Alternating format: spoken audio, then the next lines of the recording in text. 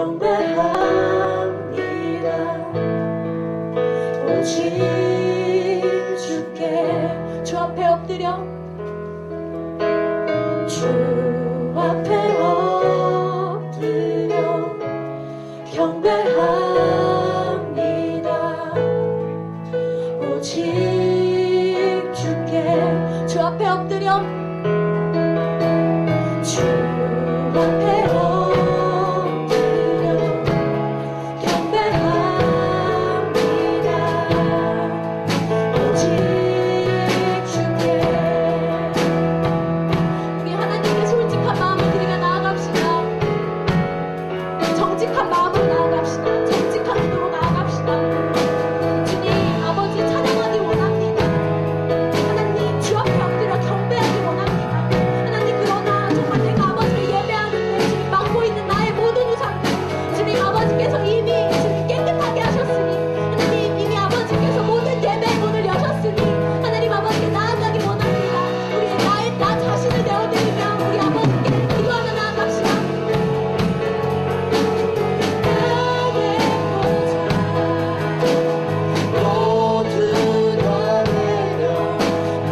우리의 입을 열어 기도합시다. 주님 아버지 나의 마음을 받아주시옵소서.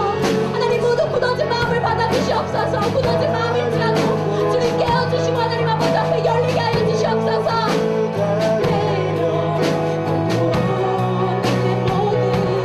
나의 모든 우상을 나의 보좌 모두 다 내려놓고 나의 모든 우상들 나의 모든 우상들 나의 보좌 모두 다 내려놓고 주 앞에 엎드려 경배합니다. 오직 주께 주 앞에 엎드려 주 앞에 엎드려 경배합니다. 오직 주께. 오 하나님이여 내 마음이 정해졌습니다. 내 마음이 정해졌습니다. 내가 내 마음을 다해 노래하고 찬양하겠습니다. 하나님만 예배하겠습니다. 하나님만 경배하겠습니다. 나의 모든 우상들 주님께 내려놓습니다. 주님 나보다 나를 더 잘하시는 주님 하나님 내가 찬양할 수 있도록 성령님 보내주셔서 영과 진리로 충만케 하나님께 반응하며 예배하게 하여 주시옵소서. 반응하게 하여 주시옵소서. 아버지의 그 임재 앞에 반응하는 영이 반응하게 하여 주시옵소서. 우리의 영이 깨어 하나님을 예배하게 하여 주시옵소서. 주님 아버지만 기대하고 아버지만 찬양합니다. 주님 아버지만 높입니다. 하나님만 경배합니다. 하나님 이곳에 임하셔서 우리의 찬양을 기뻐 받아 주시옵소서. 감사합니다. 주님 살아계신 예수님의 이름으로 감사하며 기도합니다. 아멘 아멘. 주님 아버지 이곳에 홀로 임하셔서 홀로 찬양 받아 주시옵소서. 우리의 모든 우상도 주님 앞에 내려놓습니다. 아멘.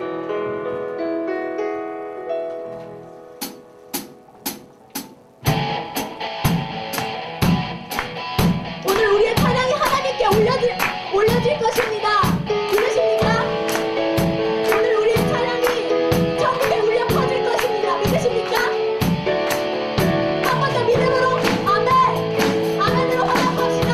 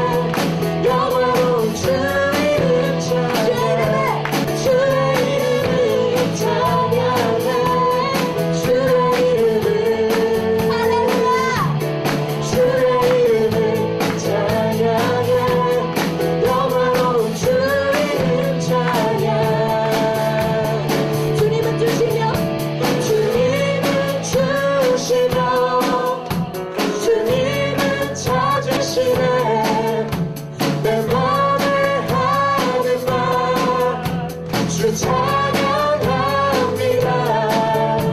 주님을 주시며 주님을 찾으시네. 내 맘을 하니까 주 찬양 높은 목소리로 주님을 주시며 아멘. 주님을 찾으시네. 내 맘을 하니까 주 찬양합니다. 주의 이름을 찬양해. 주의 이름을 박수로 나아갑시다. 주의 이름을 찬양해. 영원로운 주의 이름 찬양해. 주의 이름을 찬양해. 주의 이름을 찬양해. 영원로운 주의 이름 높은 목소리로 주의 이름을 찬양해. 주의 이름을 여러분의 입을 열어서 찬양 올려드립시다. 주의 이름을 찬양해. 영원로운 주의 이름 찬양.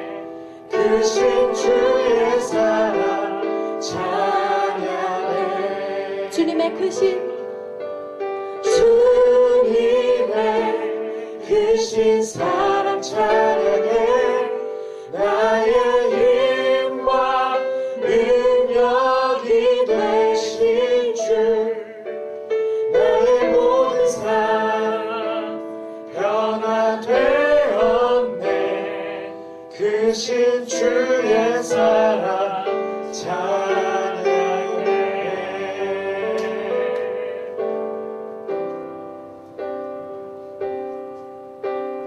주 사랑 놀라운 그 사랑 나를 위한 그의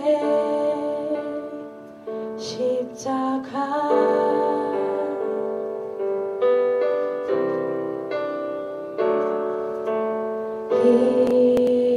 잃어버린 나를 찾아 이 거리에 오신 너의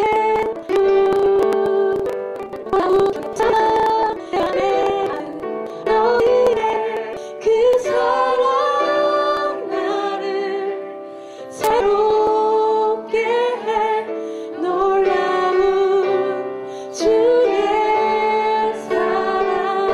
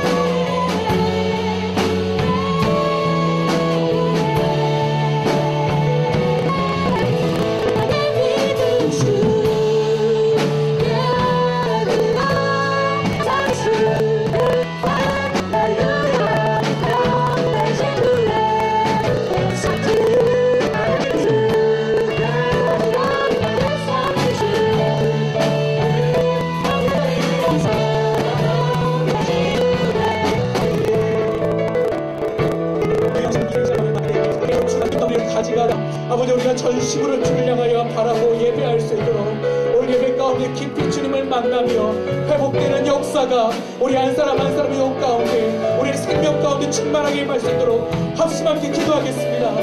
아버지 하나님, 우리의 손을 들어 기도합니다. 예수 그리스도 앞에 나의 모든 것 대신 예수 그리스도의 구주 앞에 나의 죄를 향해 고백하며 나가니 아버지, 우리의 모든 프라미스 한 사람 가운데 주의 거룩한 생명을 부어주시옵소서. 예수 그리스도의 그레와 사랑을 더하여 주시옵소서. 물 붓듯 하늘로 우리 가운데 부어주시옵소서. 주를 경배하며 찬양합니다. 오늘 우리는 지으시고 만드시고 우리 자리 가운데 예배할 수 있도록 불러주신 아버지 앞에, 생명의 주인 앞에, 능력의 주 앞에 우리 온전한 사랑을 고백하며 나아갑니다. 우리의 포도나무 되신 아버지 예수 그리스도께 온전히 정신받은 가지들과 해주시옵소서. 아버지, 우리의 사랑하는 사랑을 우리의 생명의 구주 주님을 바라보고 예배하여 주시고 우리의 마음과 힘과 뜻과 정성을 다하여 하나님 앞에 예배할 수 있도록 주의 예배력을 부어주시옵소서. 거룩한 생명을 부어주시옵소서. 우리 자리 가운데 임하는 모든 사랑과 항상 놓치지 마시고 오늘 주 앞에 나아가 예배하고 찬송하고 경배하고 기도하며 주님의 말씀 앞에 나갈 수 있도록 주의 영을 부어주시옵소서. 예배력을 충분히 부어주시옵소서. 아버지, 우리가 주님을 사모하며 나갑니다. 우리 영과 마음이 온전히 주께 향해 나가기 원합니다. 아버지, 우리 한 명과 사랑을 바라보지 아니하고 온전히 주님 앞에 주의 사랑을 노래하며 고백하며 높이며 나아갑니다. 아버지, 우리의 모든 것 받으소서.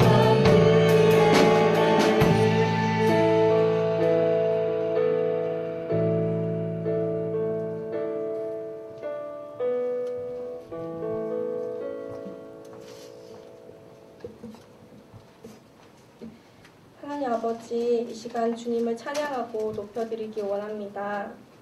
오늘도 우리를 사랑하시되 또한 끝까지 사랑하셔서 주의 사랑을 가득 부으시는 예배 가운데로 불러주심을 감사합니다. 주님, 우리에게 5월이라는 새로운 시작을 주시고 또 온 자연을 통해서 생명을 느끼게 하시니 감사합니다. 정말로 그러나 우리는 당신의 신실하심과 달리 우리는 얼마나 주님 앞에 변덕스럽고 연약하고 이기적인 존재인지를 솔직하게 고백합니다. 주님 앞에 예배하기에 합당하지 않은 우리의 더러운 죄들이 한 주간의 삶 동안에 수없이 많았음을 고백합니다. 주님, 이 시간 예수 그리스도의 보혈로 우리 모두를 깨끗게 해주세요. 비록 더러워졌고 넘어졌을지 몰라도 오늘의 예배 가운데 우리 한 사람 한 사람에게 흰 옷을 입혀주시고 다시 일으키시는 하나님을 경험하기 원합니다. 하나님, 정말 이 세상에는 우리의 마음과 시선을 사로잡고 빼앗는 많은 것들이 있습니다. 하나님, 그러나 이 시간 정말 예배 가운데 정말 우리 한 사람 한 사람 가운데 우리를 사로잡으시는 강력하신 주님의 사랑을 경험하기 원합니다. 그래서 그런 세상의 것들에 우리의 마음과 시선을 빼앗기지 않고 주님 한 분만으로 만족하는 우리 모든 프라미스 지체들이 될 수 있도록 하나님 붙들어 주시기 원합니다. 하나님 아버지, 이 시간 우리 공동체 지체들의 모든 가정을 위해 기도합니다. 5월은 가정의 달이라고 하는데 저희에게 각자의 가정을 더욱 사랑할 수 있는 마음을 주시고 또한 모든 가정들이 예수님의 보호하심 아래에 건강하고 아름다운 가정들이 될 수 있도록 축복해 주세요. 혹시나 깨어지고 아픔이 있는 가정이 있다면 주님 그 가정을 회복시켜 주시고 또 복음의 능력으로 인해 그 가정에 참 하나님 나라가 임하실 수 있도록 도와주세요.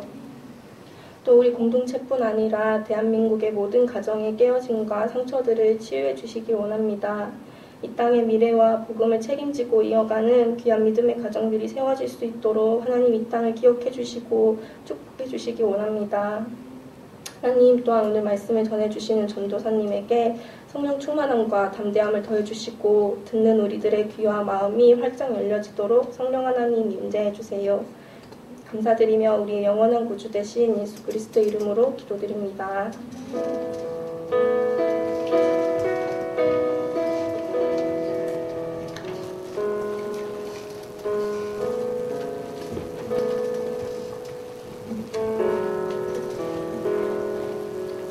할렐루야. 네, 여러분 만나뵙게 돼서 반갑습니다. 저는 강동 온누리교회에서 지난 4월부터 섬기게 된 권용감 목사라고 합니다. 오늘 성찬식과 말씀 견해서 오늘 제가 섬기게 되었습니다. 오늘은 한 달에 한 번이는 성찬주일인데요. 우리가 성찬식 바로 섬기도록 거행하도록 하겠습니다.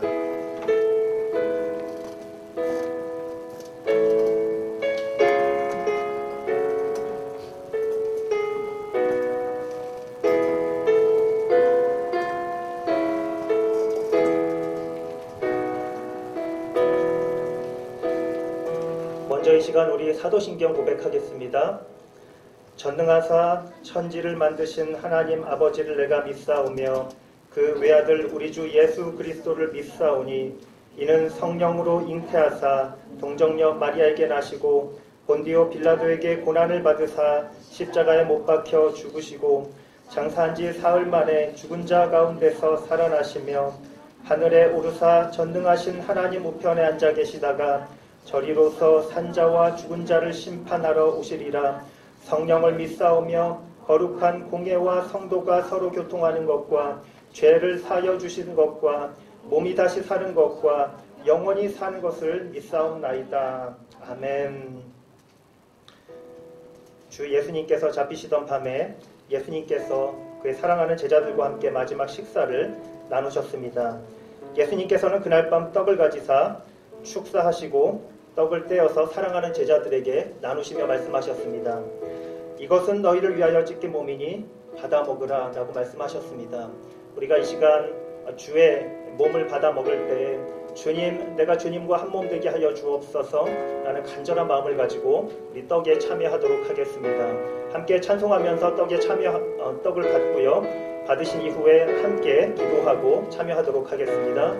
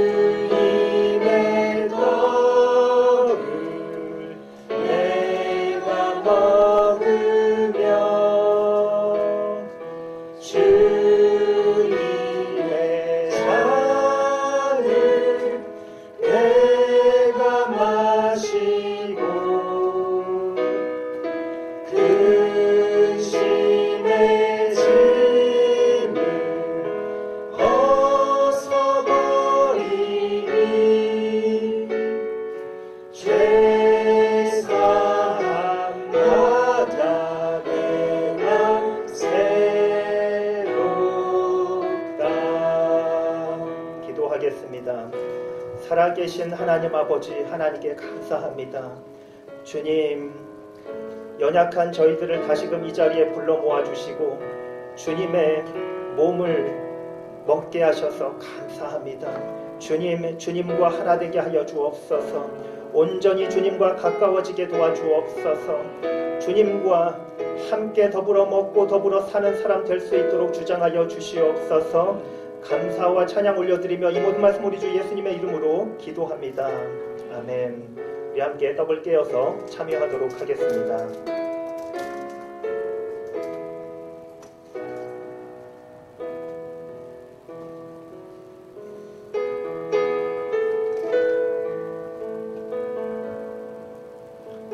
식후에 예수님께서 또한 잔을 가지시사 이르시되 이 잔은 내 피로 세운 새 언약이니 이 피를 마실 때마다 나를 기념하라 라고 주님께서 말씀하셨습니다. 여러분, 이 피를 마실 때 주님, 나의 부족한 모든 것들, 나의 깨끗하지 못한 것들 주님 깨끗게 하여 주시옵소서 라는 간절한 마음으로 이 주의 잔에 참여하도록 하겠습니다. 함께 찬송하면서 함께 참여하겠습니다.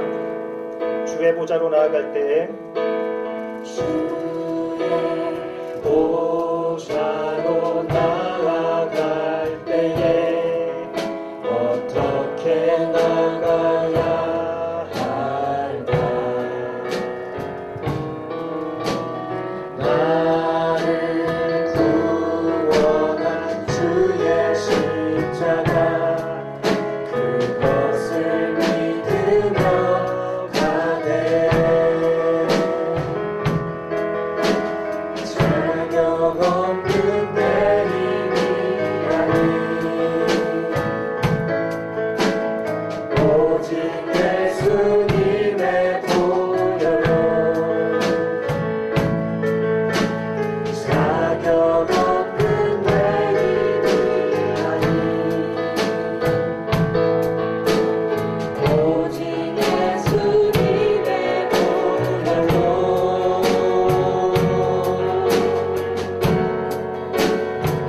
십자가에 모아 완전하신 사랑 힘입어 나갑니다. 십자가에 모아 완전하신 사랑 힘입어 예배합니다.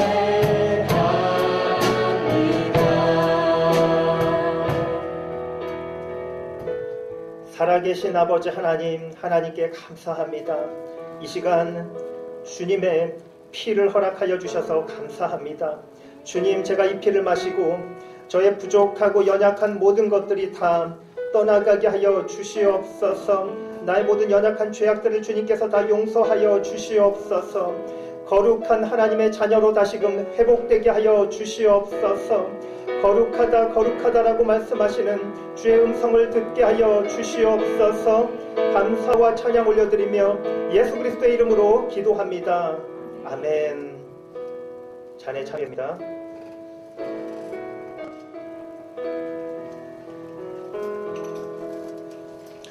우리 시간에 함께 통성으로 기도하면 좋겠습니다. 우리 가슴에 손을 얹고 우리 함께 기도하면 좋겠습니다. 우리 다시 한번 이 시간에 기도할 때 살아계신 아버지 하나님, 주님과 가까운 사람 되게 하여 주옵소서. 주의 음성을 듣는 사람 되게 하여 함께 더불어 살고 더불어 먹고 함께 살아가는 사람 되게 도와주옵소서. 이제 말씀대로 살아가는 사람 될 수 있도록 도와주옵소서. 우리 함께 자신을 위해서 통성으로 기도하며 살아계신 아버지 하나님, 주님의 몸과 주님의 피를 마시게 하셔서 감사합니다. 주님, 내가 세상 사람들과 같이 살지 않도록 도와주옵소서. 내가 세상의 일반 사람들과 살지 않도록 도와주시고 하나님의 거룩한 백성, 하나님께서 택하여서 구별된 백성으로 살아갈 수 있도록 도와주옵소서. 아버지 하나님, 내가 주님의 뜻대로 살아가게 도와주시고 날마다 거룩한 사람으로 살아가게 도와주시고 주님과 동행하며 살아가는 사람 될 수 있도록 도와주시기를 소원합니다. 주님께 감사하여 주옵소서. 내게 말씀하여 주옵소서. 음성을 듣고 살아가는 사람 되게 하여 주옵소서. 주님과 동행하며 살아가는 사람 될 수 있도록 주님 주장하여 주시옵소서. 주님.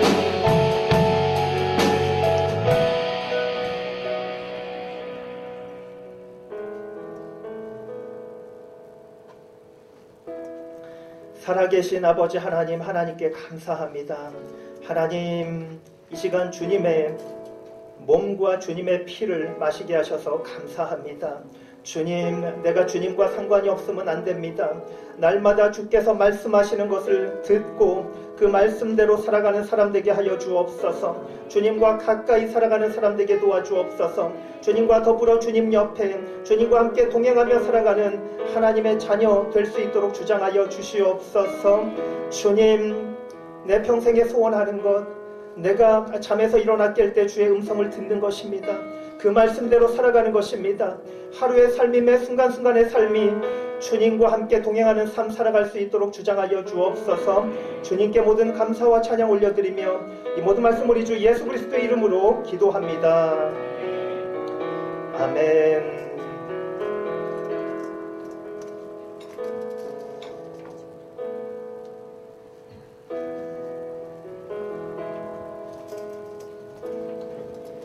할렐루야. 아멘. 우리 5월에 사랑이 꽃피는 계절 5월 첫째 주일 프라미스 유 공동체 예배에 오신 모든 분들을 환영하고 축복합니다. 우리 옆에 분들을 오시 환영하고 축복하겠습니다. 우리 평안함의 평강이 이 찬양의 고백으로 옆에 분들을 아름답고 따스한 모습을 바라보며 함께 축복하겠습니다.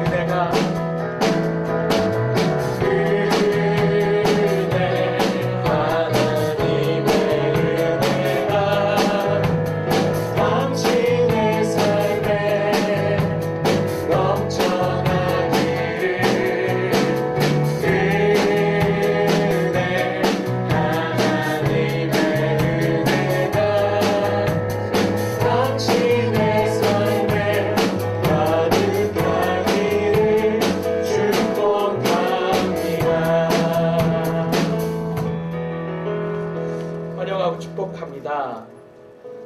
여러분과 잠깐 알리는 말씀 나눠볼게요. 여러분들 들어오실 때 우리 프라미스 유 전도 폴더, L자 폴더를 받으셨을 겁니다.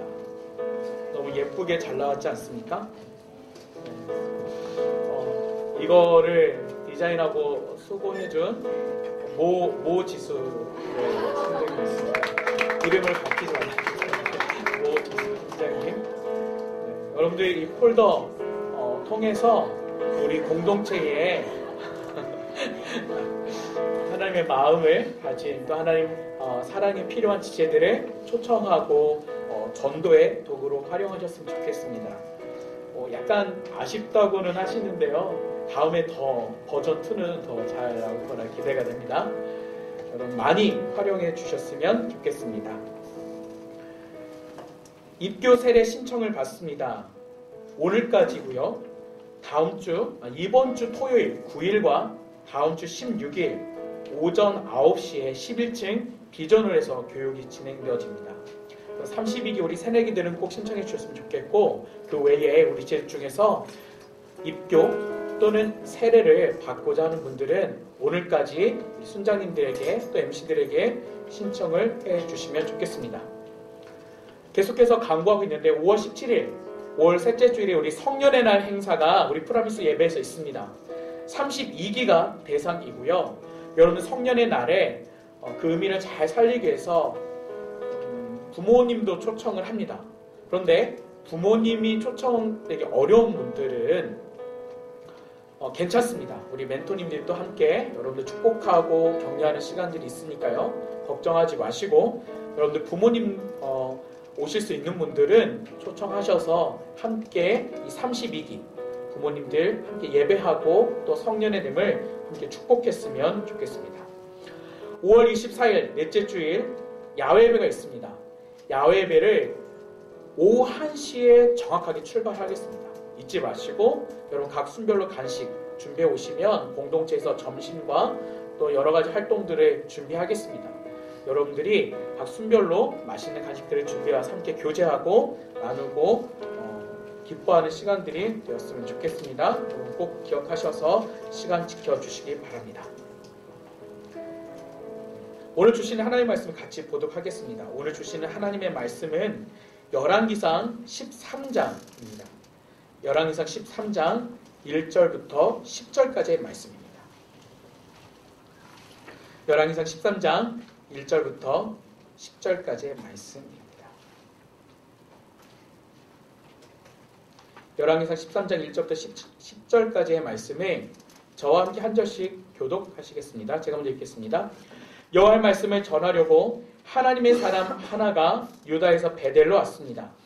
그때 여로보암은 분향하려고 제단 곁에 서 있었습니다.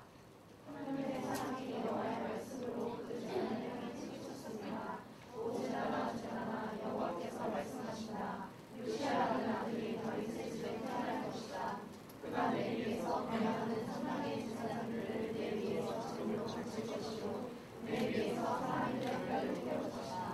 바로 그날 그 하나님의 사람이 표적을 보이며 말했습니다. 이것은 여호와께서 말씀하시는 표적이다. 이 제단은 산산조각 나고 그 위에 재들이 쏟아질 것이다.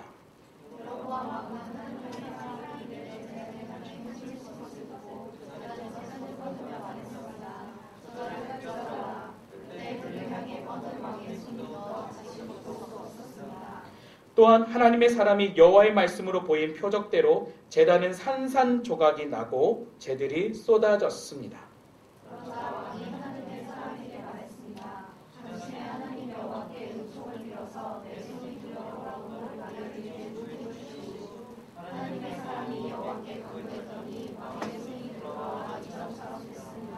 왕이 하나님의 사람에게 말했습니다. 내 집으로 가서 함께 좀 쉬시오. 내가 당신에게 상을 주겠소.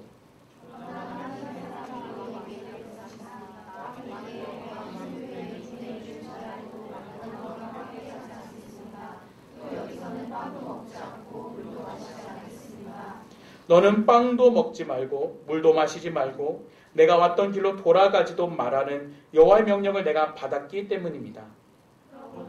그대로 왔던 길이 아닌 다른 길로 돌아갔습니다. 아멘. 오늘 아주 특별한 분께서 오셔서 오늘 말씀을 선포해 주십니다. 제가 오늘 저희 강도 온누리교회에 4월에 오셨는데요. 이 목사님은 어떤 옷을 입으셔도 너무나 잘 어울리십니다. 핏이 너무 좋으세요. 이런 매력을 가지신 우리 건영관 목사님께서 오늘 말씀 누구의 손을 의지합니까? 라고 말씀 선포해 주시는데요. 말씀 선포해 주시기 전에 오늘 전 캠퍼스 모든 예배에서 네팔 구호를 위한 우리 더 멋진 세상 팀을 파견합니다. 그래서 파송하는 내용이 있는데 같이 이 내용을 보고 기도하는 시간이 있습니다. 그래서 같이 기도 영상 보고 기도하고 목사님 나오셔서 말씀 선포해 주시겠습니다.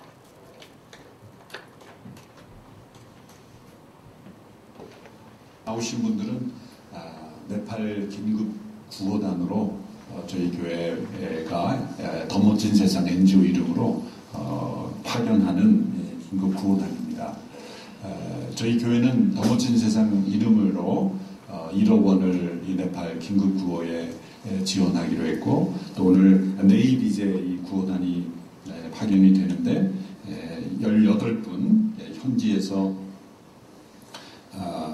4분 또 오늘 그 18분의 저희 교회 성도들이 파견됩니다. 의료팀 또 우리 청년팀 해서 파견하게 되는데 인사 한 말 누가 팀장 신학조리가 우리 정사님께서 이 네팔 지역의 지진으로 인해서 큰 지금 피해가 있고 있는데 교회가 더 멋진 세상을 통해서 내일 5월 4일부터 5월 15일까지 네팔 지진의 그 진원지가 가까운 곳에 있는 고르카라는 지역으로 들어가게 되겠습니다. 그것은 수도 카트만두에서 한 6시간 떨어져 있는 그 지역인데 가장 피해가 크기 때문에 두 지역을 중심으로 해서 구호활동과 아울러서 의료활동을 할 계획이 있습니다.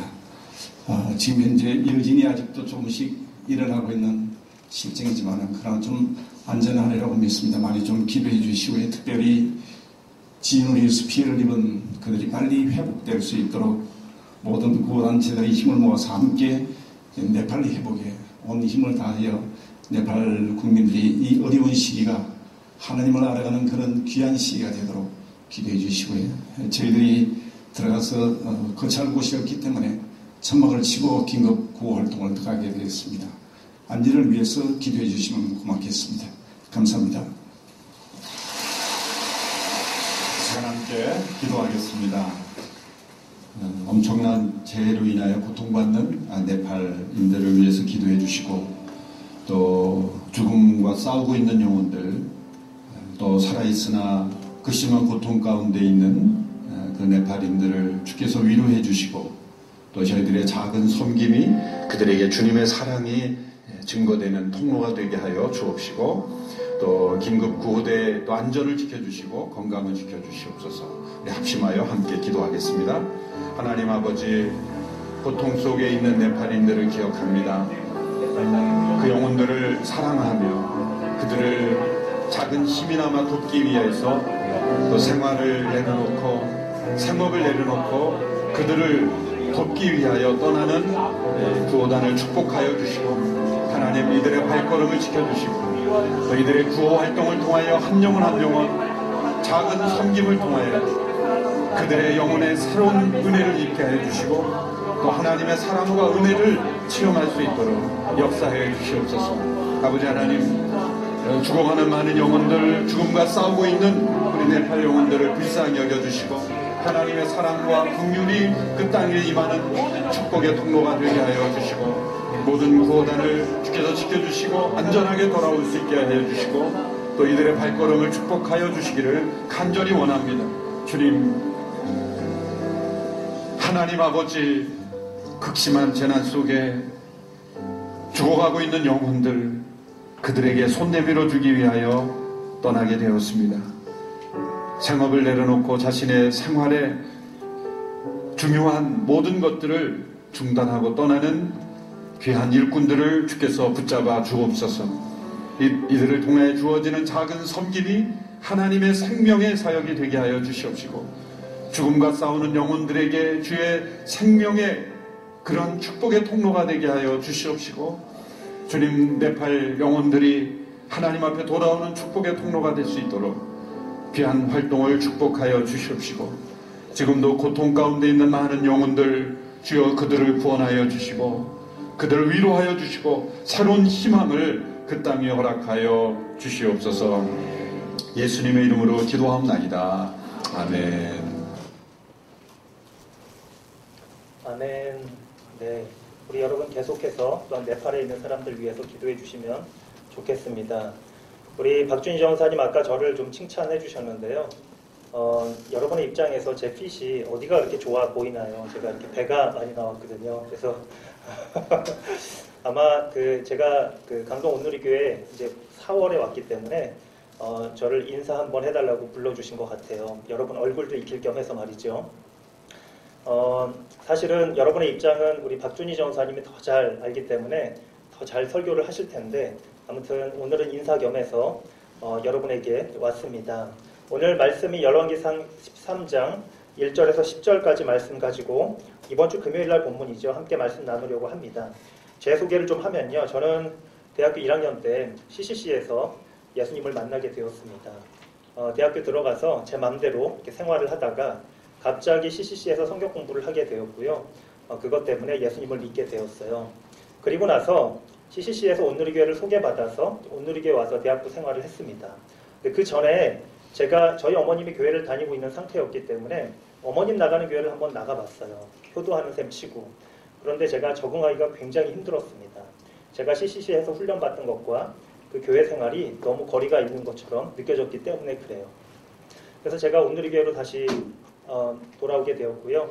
또 온누리교회를 지금은 저희 어머님이 오히려 그 교회에서 온누리교회로 오셔서 또 훈련받으시고 순장도 하시고 다락방장도 하시고 그러면서 지금도 계속해서 온누리교회 다니고 있습니다. 제가 굉장히 감사한 것은 저희 집안에 예수 믿는 사람이 거의 없었는데 다들 하나님 믿는 사람이 되었어요. 그게 굉장히 감사한 일입니다. 그 이후에 제가 신학교를 가고 또 이제 전도사 생활을 하면서 목사가 되었는데 계속해서 온누리교회를 섬기게 되었습니다. 제가 초등부 섬겨보고 그 중등부도 섬겨보고 고등부도 섬겨보고 그랬는데요. 강동 온누리교회 오기 전에는 청년부를 섬겨봤었습니다. 그런데 제가 대학부는 못 해봤어요. 그래서 대학부 설교는 오늘이 처음입니다. 아마 여러분이 저에게 아마 좋은 기회를 주신 것 같아요. 근데 와보니까 너무 좋은 것 같아요. 제가 이렇게 좋은 마이크가 여기 있는 줄은 정말 생각도 예상도 못했습니다. 이런 마이크에서 제가 설교해보는 것이 오늘 처음인 것 같아요. 우리 박준희 전사님은 매주 하시죠, 여기서? 네, 너무 좋은 것 같습니다. 네. 네, 아까 이렇게 찬양을 하고 있는데 이런 얘기는 해도 될까 모르겠어요. 찬양을 하고 있는데 너무 좋았어요. 근데 갑자기 옛날에 제가 그 대학 다닐 때 교제를 했던 두 번째 여인이 갑자기 생각이 나는 거예요. 이 여인이 목소리도 크고 굉장히 씩씩했습니다. 이렇게 찬양을 하는데 우리 찬양 인도자 자매님 있죠? 굉장히 용감하게 이렇게 큰 목소리로 찬양을 하는데 제가 하나님께 몰입하면서 찬양을 하다가 갑자기 5년에 한 번, 10년에 한 번 생각날까 말까한 이 옛 여자친구가 갑자기 생각이 났어요. 네, 굉장히 용감하게 찬양 인도를 잘해주셨는데요. 너무 좋은 것 같아요. 제 아내 보고 이런 얘기를 제가 했다고 얘기하면 큰일 납니다. 저는 결혼할 때 이미 제 아내에게 제가 과거에 사귀었던 2명의 여인에 대해서 다 고백을 하고 그 다음에 결혼을 했습니다. 그래서 제 아내가 다 알고 있는 사실이에요. 또 말할 필요가 없습니다. 네, 오늘 말씀 보기 원하는데요. 저는 온누리 교회가 참 좋은 것 같아요. 제가 온누리 교회에서 벌이고 있는 운동 중에서 좋아하는 것이 있다면 정말 큐티입니다. 온누리 교회가 큐티 운동하는 게 그렇게 좋을 수가 없어요. 여러분 요즘 보니까 인문학 열풍이 일어나고 있죠. 그래서 철학에 대해서 굉장히 많이 세미나도 하고 정말 책방에 가보니까 정말 책이 많더라고요. 근데 이 철학이 지혜를 사랑하는 조금 고상한 지식이라고 이야기한다면 우리가 그리스도인으로서 우리의 정체성은 무엇이라고 얘기해야 될까라는 생각을 한다면 큐티가 그 정답이라고 말할 수 있습니다. 묵상하는 그리스도인이 되는 거죠. 내가 묵상하는 사람으로서 살아가는 것이 정말 나를 나되게 하고 나를 세상의 다른 사람들과 구별되게 하는 것이죠. 나는 예수 그리스도를 영접한 사람이다. 나는 거듭난 크리스찬이다. 이것이 기독교인의 정의로서 말할 수 있습니다. 정답입니다. 그럼에도 불구하고 뭔가 부족한 거죠. 내가 내 삶 가운데서 어떤 사람이다라고 이야기할 때는 정말 나를 나되게 하는 것은 정말 묵상입니다. 내가 묵상하는 그리스도인으로 살아갈 때 그때 내가 정말 나되게 나의 고유한 내가 누구인가를 발견하게 해주는 것이 바로 묵상이기 때문에 그렇습니다. 여러분들 온누리 교회가 정말 묵상 운동을 계속해서 하는데 여러분 생명의 삶 사라고 하니까 좀 부담이 되잖아요. 대학생 입장에서 매달 그 큐티 잡지를 사려고 한다면 뭐 큐티 잡지 생명의 삶이 다인가 라고 생각할 수도 있죠. 서점에 가보면 굉장히 많은 큐티 잡지들이 있는데 사실은 80년대 때 생명의 삶이 생겼을 때는 생명의 삶 말고 다른 큐티 잡지들은 볼 수가 없었습니다. 그렇게 외로운 가운데 이 생명의 삶에 대해 온누리 교회가 계속 투자를 하면서 만들고 계속 사람들에게 묵상 운동을 하면서 이 생명의 삶을 보급하려고 노력한 것이죠.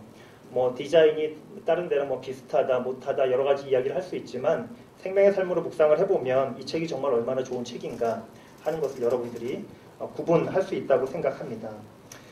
우리 묵상을 계속 하게 되면 하나님에 대해서 도가 튼다라고 말할 수 있을 것 같아요. 우리는 이제 도가 튼다라는 표현으로 하는데 이 서구 사람들은 아무튼 이 과학적 세계관이 발달해 있어서 표현하는 독특한 방법이 있죠.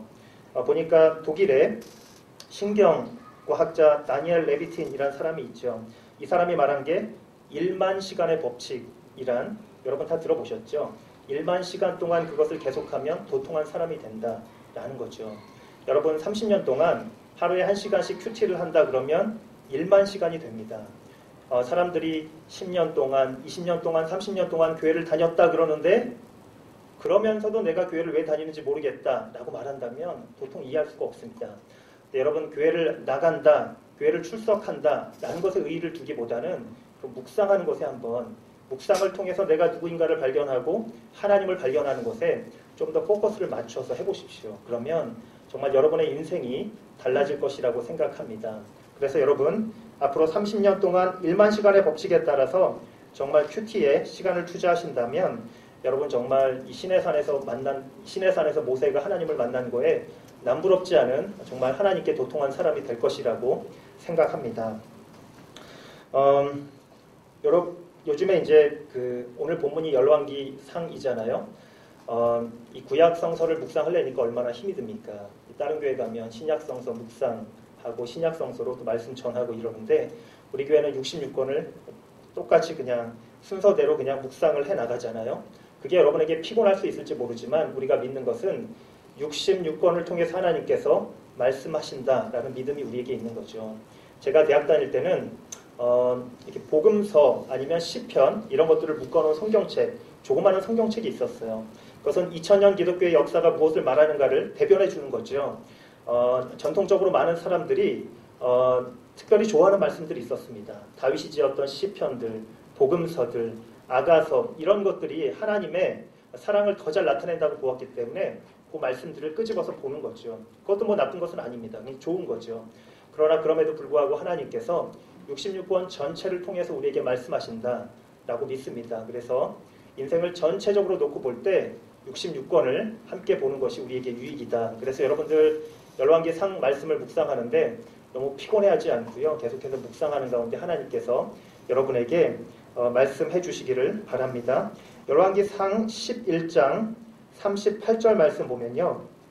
만약 내가 내 종 다윗이 한 것처럼 내가 무엇을 명령하든지 다 순종하고 내 길로 가며 내가 보기에 정직히 행동해 내 규례와 명령을 지키면 내가 너와 함께하고 내가 다윗을 위해 영원한 집을 세운 것 같이 너를 위해서도 영원한 집을 세우고 이스라엘을 내게 줄 것이다 라는 말씀이 있습니다.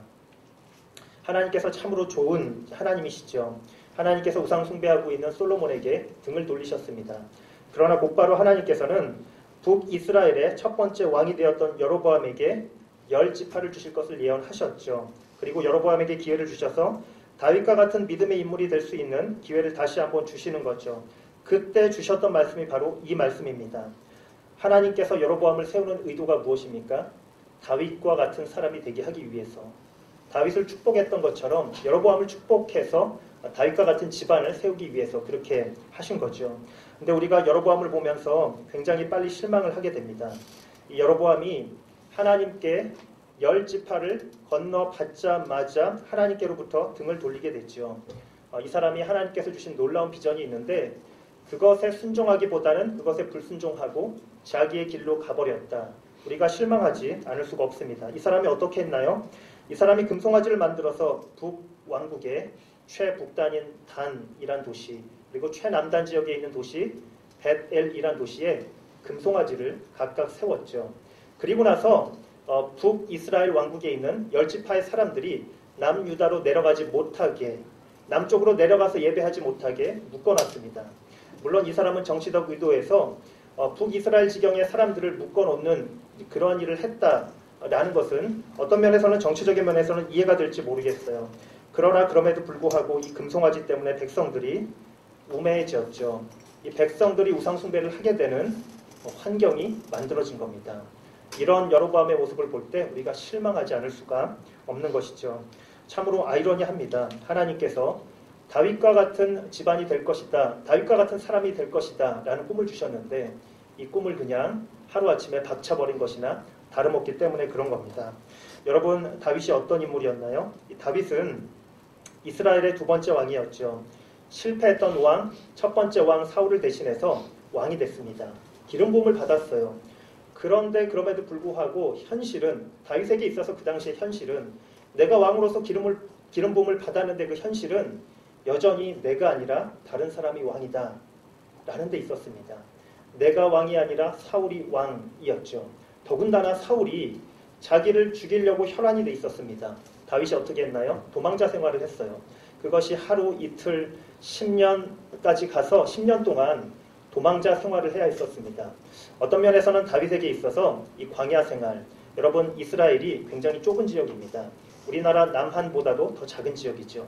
그 지역에서 10년 동안 도망자 생활을 계속하는 것이 얼마나 힘든 일인지 몰라요.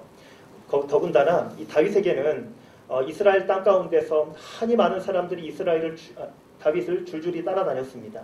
400명, 600명 수많은 사람들이 다윗을 따라다녔기 때문에 하루아침에 텐트를 접고 저 동네로 가고 이 산에서 저 산으로 옮겨가고 쉬운 일이 아니었습니다. 그럼에도 불구하고 다윗은 도망자 생활을 10년씩이나 하게 되었죠. 사실 다윗은 어렸을 때부터 아버지 이새가 다윗을 잘 교육하지 못했죠. 허드렛 일 같은 게 있으면 다윗에게 아마 시켰을지 모르겠어요. 양치는 일 그런 것들은 다윗에게 몽땅 다 시켰던 것이죠. 다윗은 양떼를 몰고 자주 광야로 나아가서 주변에서 몰려드는 이리와 싸워가면서 양떼들을 지켜가면서 그러면서 그 밤에 노래하면서 하나님을 찾으면서 예배했던 사람이 바로 다윗입니다. 그런 영성을 가졌던 사람이기 때문에 청소년기 그리고 청년기에 그렇게 수많은 시간을 광야에서 도망자 생활을 하면서도 이 사람이 자기의 영성을 지켜낼 수 있었던 것이죠. 이 사람이 바로 다윗입니다. 이 다윗이 그렇게 하나님께 신실한 마음을 가졌기 때문에 하나님께서 이 다윗을 버리지 않으셨죠. 그래서 다윗이 드디어는 왕이 되고 이스라엘을 위해서 봉사할 수 있는 사람이 되었던 것이죠. 하나님께서 우리에게도 꿈을 주십니다. 여러분, 하나님과 날마다 묵상하며 교제하다 보면 하나님께서 우리에게 꿈을 주십니다. 그것이 얼마나 큰 것인지 얼마나 작은 것인지 모르지만 우리가 하나님 안에서 하나님과 교제하고 하나님을 예배하고 그렇게 살아가다 보면 하나님께서 우리가 하고 싶은 것을 주시는 거죠. 내가 내 안에서 내 마음속 깊이 내 평생을 통하여서 하고 싶은 일들이 무엇인가 그것을 하나님께서 보여주는 것이죠. 여러분, 날마다 묵상하는 사람으로 살아갈 때 하나님께서 여러분에게 다윗과 같은 꿈을 주시기를 간절히 바랍니다. 아멘. 오늘 말씀 1절 말씀 우리 함께 읽어보면 좋겠습니다. 1절 말씀 함께 읽을까요? 시작. 여호와의 말씀을 전하려고 하나님의 사람 하나가 유다에서 베델로 왔습니다. 그때 여로보암은 분향하려고 제단 곁에 서 있었습니다. 아멘. 여기 보니까요, 이 하나님께서 주신 꿈을 버린 사람 여로보암, 이 사람이 얼마나 영적으로 우둔한 사람인가를 오늘 본문에서 이야기해 줍니다. 누구인지 이름을 밝히고 있지는 않지만 하나님의 사람 하나가 여로보암이 있는 베델로 옵니다. 이때 여로보암이 무엇을 하고 있었나요? 여로보암이 제사를 드리고 있었죠. 이 사람이 어떤 제사를 드렸겠습니까? 우상 숭배의 제사를 드리고 있었겠죠. 이때 하나님의 사람 하나가 나타납니다. 여로보암이 제사하고 있을 때, 우상 숭배의 제사를 하고 있을 때 하나님의 사람이 나타난 거죠.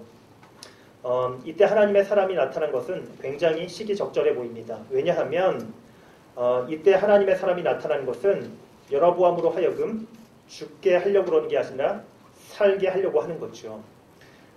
여로보암에게 하나님의 메시지를 던지고 회개하고 하나님께로 돌아오게 하려고, 다시 잃어버린 다윗의 꿈, 다윗과 같은 사람이 되고 다윗과 같은 가문의 사람이 되어서 이스라엘 백성들을 섬기고자 하는 그 꿈을 다시금 회복시키려고 하나님께서 하나님의 사람을 우상 숭배하고 있는 여로보암에게 보낸 거죠.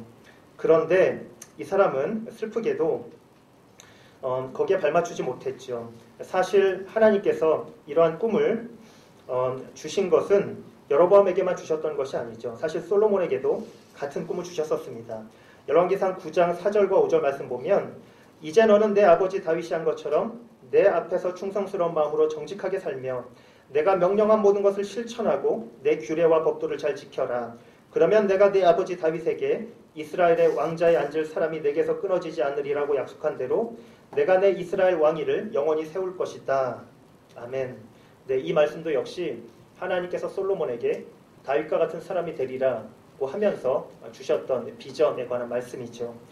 솔로몬이 넘어졌던 것처럼 여로보암도 이 말씀을 지켜내지 못하고 넘어지는 모습을 볼 수 있죠. 제 이야기를 조금 더 이제 하려고 하는데요. 제가 첫 번째 날이니까 소개 겸 한번 좀 얘기를 해보도록 하겠습니다. 제가 초등학교 때는 제 기억에 저희 집안이 굉장히 부자였던 것으로 기억합니다. 저희 집안은 종교는 없었습니다. 무교였습니다. 그런데 아버님께서 사업을 하셨어요. 그래서 굉장히 집안이 좀 이렇게 부유했던 것으로 기억을 해요. 저희 아버님께서 풀타임 운전기사가 있으셨어요. 그래서 저는 아침에 학교 갈 때마다 초등학교 때 제가 70년대 학교를 다녔거든요. 71년생이니까 초등학교 1학년 때가 77년, 78년도예요. 그때는 대한민국에 차가 있는 사람이 없는 때였습니다. 근데 저희 집은 차가 있었어요. 그리고 풀타임 운전기사도 있었습니다. 그래서 이 기사 아저씨가 저를 태우고 학교까지 데려다주고, 그리고 또 학교 끝나면 돌아오고, 이런 생활을 했었어요. 어느 날 갑자기 아버님 사업이 부도가 났습니다. 쫄딱 망했죠. 그리고 이사 갔던 집이 2층 집을 다 팔고, 이사 갔던 집이 연탄불 피우는 집 한 칸짜리 집으로 이사를 갔어요. 너무너무 가난하게 살았습니다. 정말 판잣집 같은 집에서 살았는데요. 그 집에 사는 게 너무너무 힘들었어요. 정말. 우리 집안이 그 집으로부터 탈출하고 다시 일어나는데 조금 시간이 걸렸습니다. 근데 제가 이 가난을 겪으면서 느꼈던 것이 무엇이냐. 제가 나중에 대학교 1학년 때 예수님 믿고 나서 하나님 앞에 기도를 했습니다. 하나님, 저의 과거 중에 이런 불우했던 과거는 왜 있었던 것입니까? 제가 과거에 대해서 하나님께 묻기 시작했어요. 근데 제가 특별한 하나님의 음성이 들리지는 않았지만, 그런데 제게 깨달음이 왔습니다. 제가 보니까, 나중에 어느덧 보니까 저희 집안이 그때는 부유했을지 모르지만 아무도 예수 믿는 사람이 없었는데, 나중에 보니까 저희 어머님 가난해지고 나서부터 예수님 믿기 시작했어요. 제 여동생이 따라 믿었습니다. 제가 믿었습니다. 그리고 저희 누님이 저를 따라서 온누리교회 와서 세례를 받았습니다. 또 훈련을 받고 또 뭐 간사 생활도 하고 뭐 이런 이제 생활을 했어요. 그리고 나서 저희 매형과 매제가 예수님 안 믿는 사람이 또 들어온 거예요. 아, 정말 이렇게 골치 아플 수가 있나라는 생각을 했는데 결국에는 안 믿는 사람과 결혼했지만 예수님을 믿게 되었어요. 지금은 온 가족이 다 예수를 믿는 사람들이 되었습니다. 이것이 제가 보니까 굉장히 큰 축복이더라고요. 제가 생각하기에 내가 만약에 그 당시에 집안이 망하지 않고 가난을 겪지 않았다면 부유하게 살았을지 모르지만 그러나 예수 믿는 가정이 되지는 않았을 것이다. 내 마음이 가난하고 겸손한 그런 사람은 못 되었을 것이다. 그렇게 생각하게 되었습니다. 제가 이 성장기에 겪었던 그런 가난으로 인해서 하나님 앞에 감사할 수밖에 없었죠. 제가 이제 나중에 결혼을 하고 나서 저의 과거의 가정의 이제 그 경험을 교훈 삼아서 정말 좋은 가장 역할과 좋은 아빠 역할을 하고 싶었어요. 그것이 이제 작은 꿈이었습니다. 근데 제가 저에 대해서 또 한 가지를 이 시간에 이제 고백해드리면, 저는 기러기 아빠입니다. 저는 지금 한국에서 혼자 살고 있고요. 저희 딸들 두 딸이 있습니다. 중학교 1학년, 중학교 3학년. 그리고 제 아내가 지금 미국에서 공부를 하고 있느라고 저희 가족이 다 샌프란시스코에서 살고 있어요. 저는 이제 혼자 살고 있습니다. 제가 그 온누리교회 부르심을 받고 한 6년 전인가 2009년에 온누리교회로 딱 왔는데 제가 아는 목사님이 저에게 이런 이야기를 하셨어요. 자기가 기러기 아빠들을 많이 봤는데 내가 보니까 기러기 아빠들은 둘 중에 하나다. 이런 이야기를 했습니다. 첫째는 우울증에 걸리든지 두 번째는 자살하든지 제게 아주 진지하게 그런 이야기를 했습니다. 저는 아무렇지도 않게 생각을 했지만 때로는 저도 힘이 들 때가 오더라고요. 샌프란시스코에 있는 저희 가족들이 저를 기억하고 있는 걸까? 나라는 사람에 대해서 잘 기억하고 있나? 이런 외로움이 생길 때가 있습니다. 저는 기도할 수밖에 없지만 아무튼 저는 이제 기러기 아빠들과는 상황이 조금 다르죠. 저는 미국에 있다가 왔으니까. 한국에 있는 기러기 아빠들이 얼마나 힘이 들까? 얼마나 힘들게 외로이 살아가고 있을까? 그런 생각을 한번 해보게 됩니다. 근데 저는 제가 믿는 구석이 있어요. 제가 믿는 구석이 뭐냐 하면 아이들이 한 번씩 1년에 한 번씩 한국에 놀러 오는데 그때마다 정말 허울 없이 아이들과 잘 지냅니다. 그렇게 지낼 수 있는 이유가 있다면 저는 다행스럽게도 아이들이 1살 때, 2살 때 제가 아이들을 보게 되었었습니다. 그래서 이 아이들과 굉장히 친하게 지냈었어요. 한국 남자로서는 가질 수 없는 특권 중에 하나죠. 제 아내가 공부하는 학생이었기 때문에 제가 대신해서 아이들을 봐야만 되는 상황이었습니다. 근데 그때 제가 저희 아이들과 함께 놀았던 기억이 있는데요.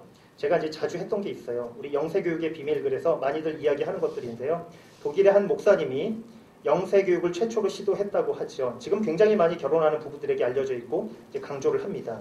무엇인가 하면 우리가 1살 때, 2살 때, 3살 때 기억할 수 없잖아요. 근데 그때는 걸어다니지 못하고 그리고 집안에서 대개 부모님과 함께 시간을 보냈죠. 부모님이 어떻게 아이들에게 했는가가 우리의 무의식 중에 기억이 된다. 이런 내용이잖아요. 다 잘 아시는 것처럼. 저는 이제 몇 가지 제가 나름대로 교육학 책을 읽으면서 이제 했던 것이 있습니다. 아이들과 함께 잘 때면 밤에 침대에 같이 누워서 등에다가 제가 항상 글씨를 써줬습니다.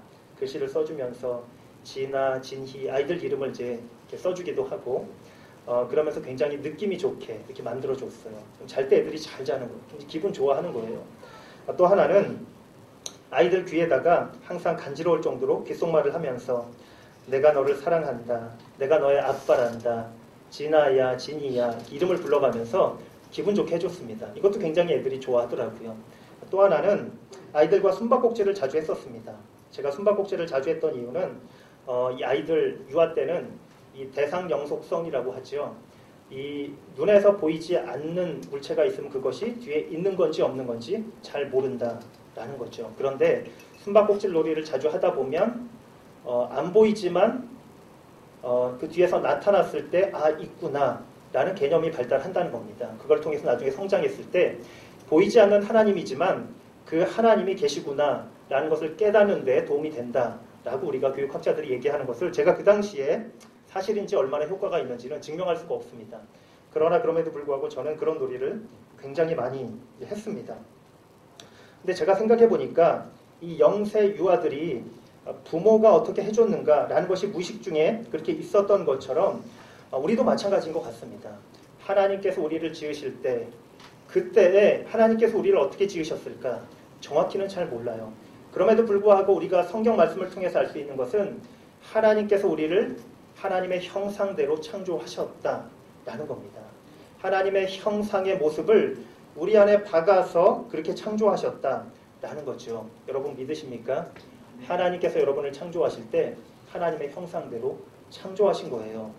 그래서 우리는 우리의 인생을 살면서 하나님을 떠나가려고 해도 떠나갈 수가 없고 우리의 창조의 근원 되신 하나님께로 돌아올 수밖에 없는 거죠.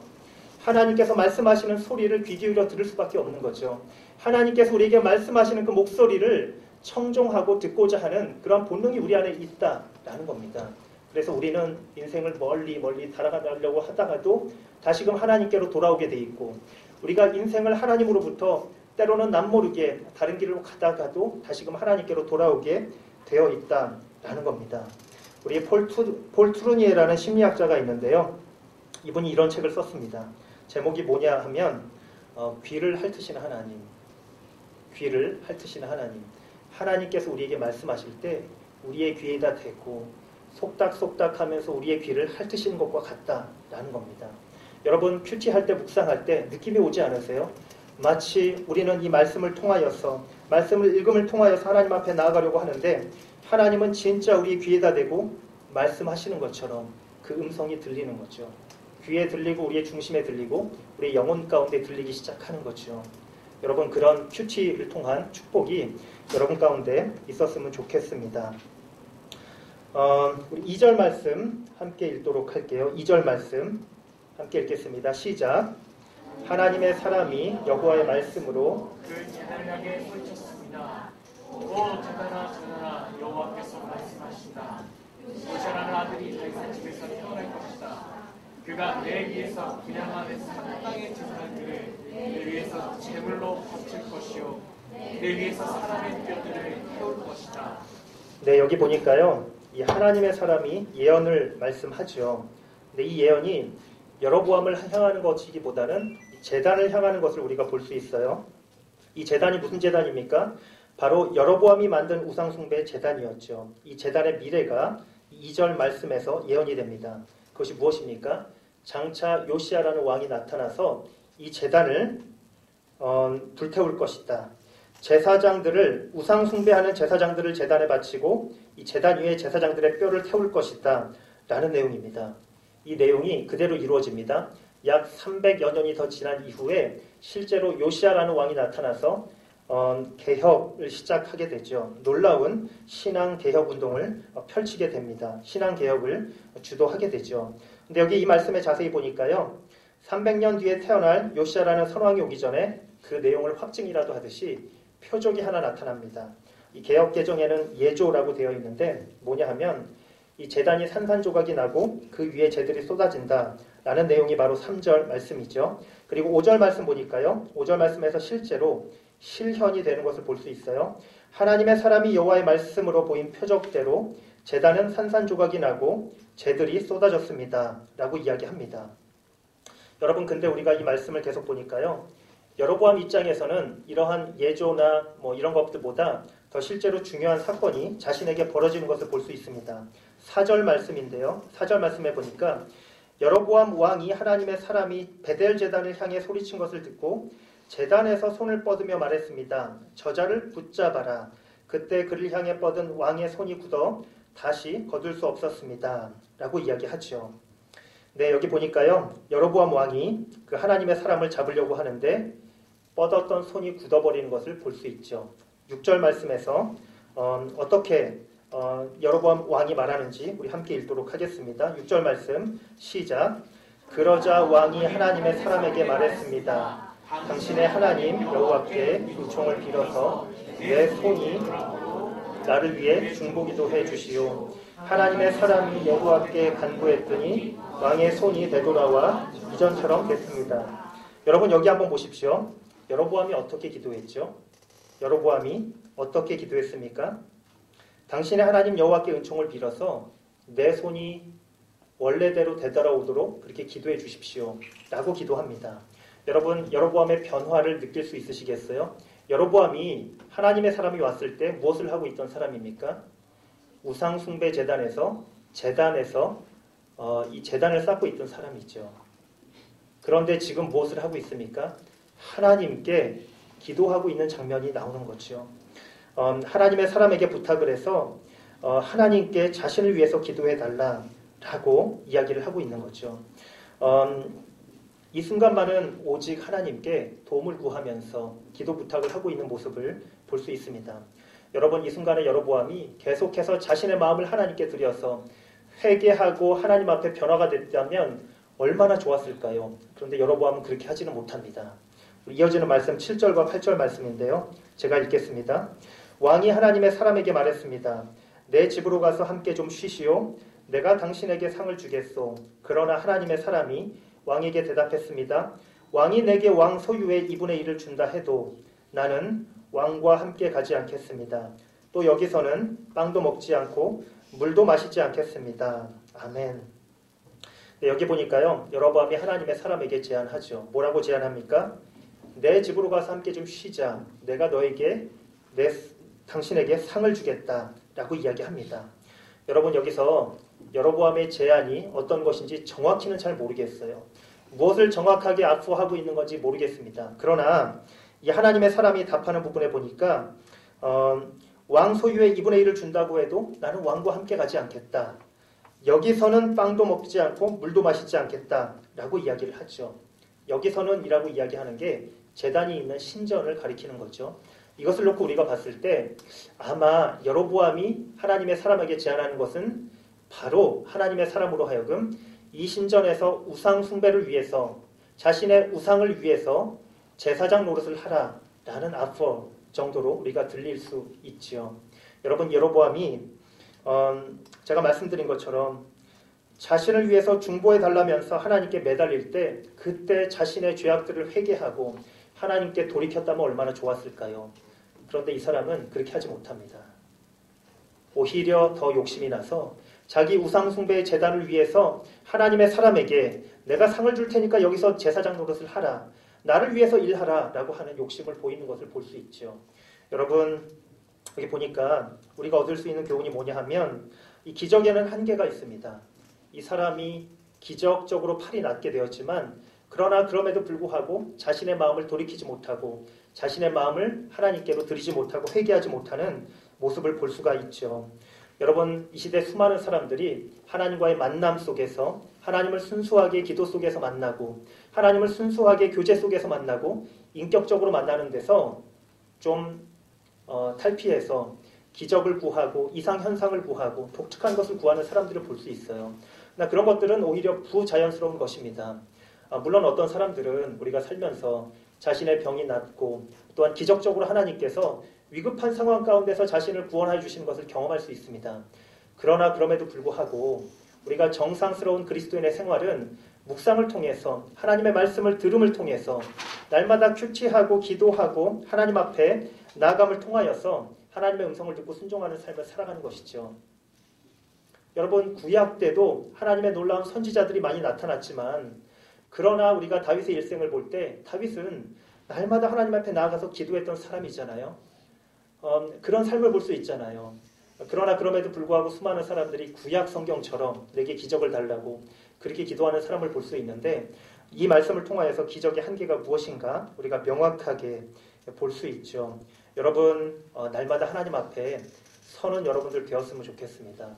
하나님 앞에 순수하게 아침에 일어나서 첫 시간을 먼저 한 시간을 드리면서 30분이라고 말해야 여러분에게 편하겠죠. 30분을 먼저 드리면서 기도하고 말씀 묵상하면서 그렇게 하나님 앞에 여러분의 마음을 드리는 사람 되었으면 좋겠습니다. 여러분, 기적을 구하거나 이상현상을 구하는 것보다 하나님 앞에 여러분의 마음을 드리면서 그렇게 나아가는 여러분들 되기를 간절히 바랍니다. 그것이 자연스러운 그리스도인의 삶입니다. 그것이 하나님께서 원하시는 삶입니다. 다른 상을 주겠다, 그것이 없다고 할지라도 하나님 앞에 내 중심을 드릴 수 있는 사람, 그것이 바로 하나님께서 원하시는 사람입니다.